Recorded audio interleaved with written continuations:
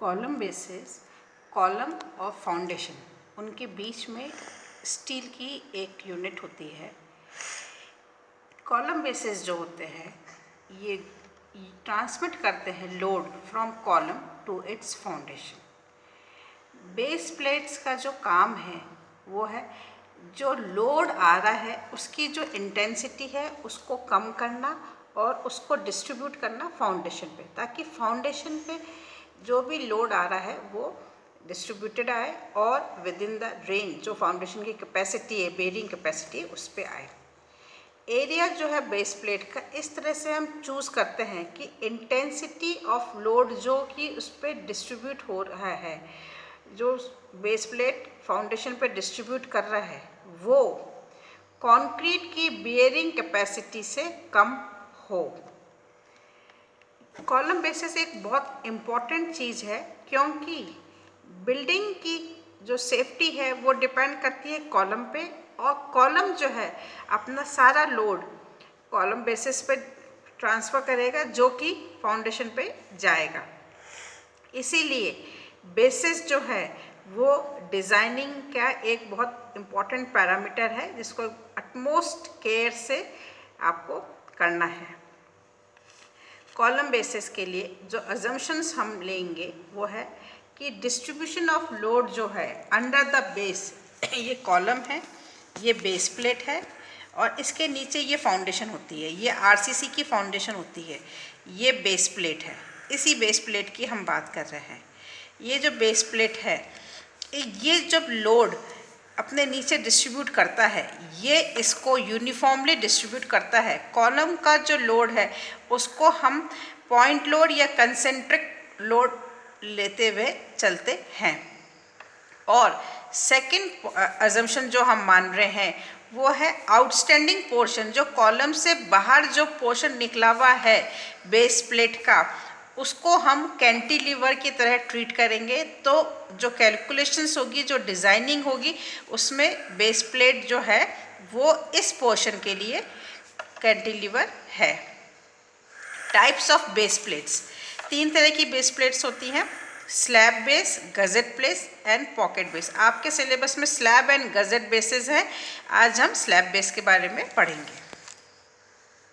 Depending on the value of action load, जो भी action load column पर आ रहा है और जो भी मोमेंट आ रहा है, इसको लेते हुए जो बेस प्लेट है वो कंप्रेशन पे होगी ओवर द होल बेस, या इसका कुछ पोर्शन कंप्रेशन पे होगा, और जो टेंशन होगा वो होल्डिंग डाउन बोल्ट्स में आएगा। जो बोल्ट्स इसको होल्ड कर रहे हैं, इसको रोक रहे हैं, सिर्फ उन्हीं में हम टेंशन लेते हुए चलेंगे, बाकी पूरी बेस प्लेट पे कंप्रेशन है। हॉरिजॉन्टल लोड्स जो आ रहे हैं हवा के कारण या मिट्टी के कारण, वो shear से रेजिस्ट होते हैं, are restricted by shear in the weld between column and base plate. यहाँ पे जो भी इनमें वेल्डिंग लग रही है उससे उसको वो रेजिस्ट कर रहे हैं, फ्रिक्शन के कारण रेजिस्ट हो रहा है, और bond between the base and the concrete, concrete और जो बेस है इनके बीच में जो बॉन्डिंग है उससे भी आप इनको रेस्ट्रिक्ट कर सकते हैं। किसी किसी केसेस में हम लोग shear की भी यूज़ करते हैं। मैं आपको इसका फिगर दिखा देती हूँ। ये है, ये बेस प्लेट है, ये कॉलम है, ये कंक्रीट की फाउंडेशन है।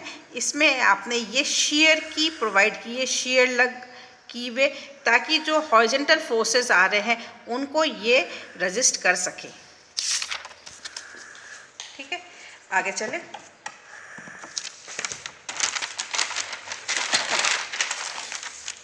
सबसे पहले स्लैब बेस पे बात करेंगे। स्लैब बेस जो है वो हमारे IS कोड में दिया हुआ है, इसका 7.4.3 ऑफ IS 800 2007 में। इसमें ये बताया है, ये रहा आपका ये IS कोड, ये रहा ये स्लैब बेस, कॉलम बेसिस ये रहा, ये स्लैब बेस है। जहाँ पे कि रेक्टेंगुलर बेस प्लेट्स है और उनके ऊपर जो कॉलम आ रहा है वो I section, H section, channel, box या रेक्टेंगुलर हॉलो सेक्शन जो भी है उसके लिए जो minimum thickness of base plate आपको प्रोवाइड करनी है, उसके लिए ये फॉर्मूला है TS is equal to 2.5 WA² minus 0.3 B² gamma M0 upon FY whole under root है। It should be greater than thickness of the flange. ये कोड में दिया हुआ है आपके, ये रहा कोड में 2.5 WA² minus 0.3 B² gamma M0, जहाँ पे जो W है वो है uniform pressure from below on the slab base. Slab base के बिलो नीचे से जो भी प्रेशर आ रहा है, ये स्लैब बेस है, इसके नीचे से जो भी प्रेशर लगा रही कंक्रीट वो प्रेशर है W। A² और B² जो है, ए और B जो है ये प्रोजेक्शंस हैं जो कि बाहर निकले हुए होते हैं। ये मैं आपको फिगर में दिखा देती हूँ। ये जो प्रोजेक्शन है ये आपका कॉलम है, ये स्लैब बेस है। इसमें जो भी प्रोजेक्शन है कॉलम से बाहर जो भी प्रोजेक्शंस निकल रहा है ये A है। अगर ये ग्रेटर प्रोजेक्शन है, स्मॉलर प्रोजेक्शन के लिए हम लोग B लेते हैं। हम लोग कोशिश करते हैं कि डिज़ाइनिंग में A और B सेम ले। और Fy तो yield strength of the base plate है, TF thickness of the flange है, गामा M0 1.1 है। ये फिगर मैंने आपको बता ही दिया है। इसी फिगर को देखते हुए जब हम लोग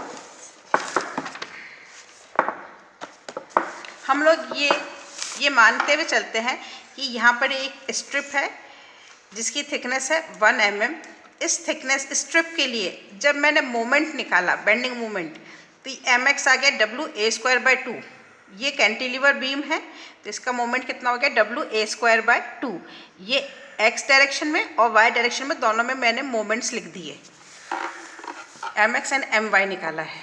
अब क्योंकि रेक्टेंगल 90 डिग्री पर राइट एंगल पे मोमेंट्स आ रहे हैं तो पॉइजन्स रेशियो के कारण mx की वैल्यू WA²/2 नहीं होके कम हो जाएगी, वो हो जाएगी WA²/2 माइनस 0.3 WB²/2, जिसको यहाँ पे इस तरह से लिख दिया है। ये मोमेंट है जिसको कि रजिस्ट करना है आपको प्लेट को। प्लेट की खुद की जो ताकत है वो है 1.2 Fi ZE। ZE यानी कि इलास्टिक सेक्शन मॉड्यूलस T²/6। इन दोनों को इक्वेट किया है। मुझे ये भी पता है कि मटेरियल की खुद की स्ट्रेंथ कितनी होती है, वो होती है, ये safety factor for the material हमने लगाया।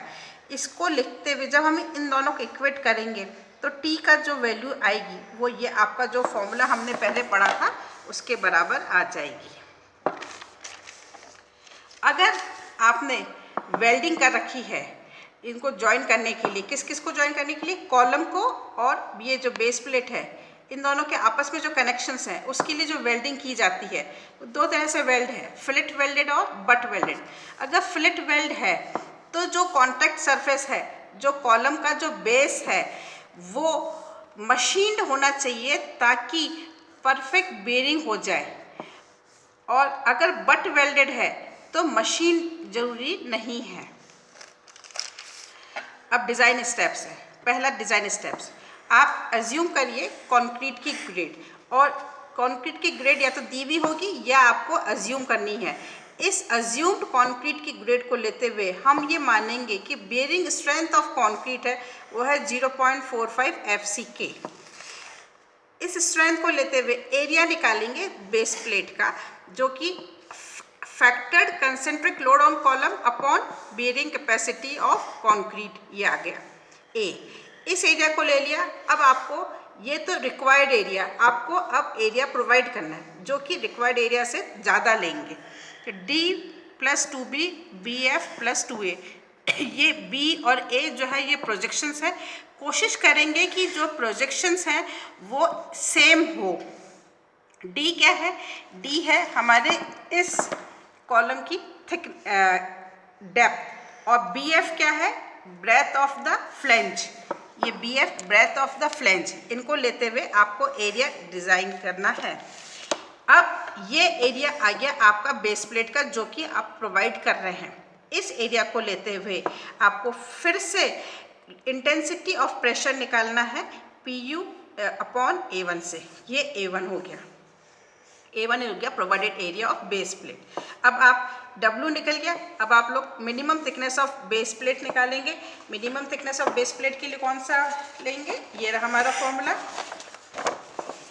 2.5 W A square minus 0.3 B square gamma M0 upon FY। इसमें W आपने अभी निकाला है, A और B प्रोजेक्शंस हैं, gamma M0 partial safety factor है जो आप टेबल से निकाल लेंगे, FY जो है यील्ड स्ट्रेंथ है, ये भी आपको निकालना आता है। थिकनेस निकल गई। अब उसके बाद आपको 2 या 4 जनरली हम 4 बोल्ट्स प्रोवाइड करेंगे 20 mm डाया के, जो कि इसको होल्ड करेंगे, एंकरिंग बोल्ट्स कहलाएंगे। अब इसके बाद जो है वो वेल्ड की लेंथ का चेक करना है विद द कॉलम। अब इसके बेस पर एक न्यूमेरिकल करेंगे और ये जो वेल्ड लेंथ का चेक हो रहा है ये सिर्फ फिलेट वेल्ड के लिए ही करेंगे। एक न्यूमेरिकल कर लेते हैं।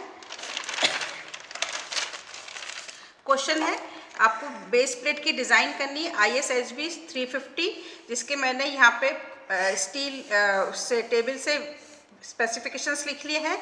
To carry a factored load of 1200 kilo newton का लोड कैरी करना है इस कॉलम को, और FE 410 ग्रेड स्टील की है और कंक्रीट की ग्रेड दी हुई 250। तो पहला पॉइंट है बेयरिंग स्ट्रेंथ ऑफ कंक्रीट निकालना है 0.45, FCK कितना है 25, तो ये हमने निकाल दिया।